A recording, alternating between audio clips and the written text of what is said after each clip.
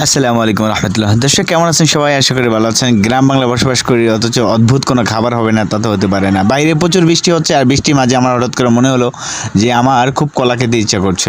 তো কী করবো, বাসায় কলা ছিল। এটাকে আমাদের দেশে আনাজ কলা বলে, কেননা এটা সাধারণত তরকারির সাথে রান্না করে খাওয়া হয়। তো আজকে আমি ওই উদ্দেশ্যে নিয়ে আসছিলাম, বাট আমার হঠাৎ করে খেতে ইচ্ছা করলো, এই জন্য সব কিছু রেডি করে বাস এখন শুরু করে দিলাম।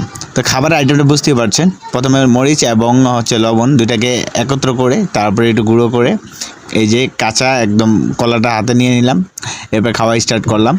তো দেখতেই পাচ্ছেন অসম্ভব ভালো লাগছে আমার কাছে, জানি না আপনাদের কাছে কেমন লাগছে। আমার লাইফে ফার্স্ট টাইম আমি এরকম ভিডিও আমার পেজে ইউটিউব চ্যানেলে দিচ্ছি।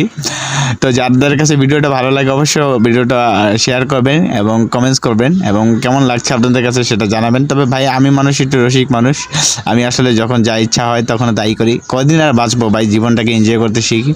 সুতরাং গরিব মানুষ, গরিবের চিন্তা ভাবনা যতদূর যায় অতটুকুই করতেছি। যেদিন ইনশাল্লাহ টাকা পয়সার মালিক হব সেদিন ইনশাল্লাহ গরিব অসহায় আশেপাশের প্রতিবেশী সবাইকে নিয়ে ইনশাল্লাহ এই কাজগুলোকে আঞ্জাম দিব।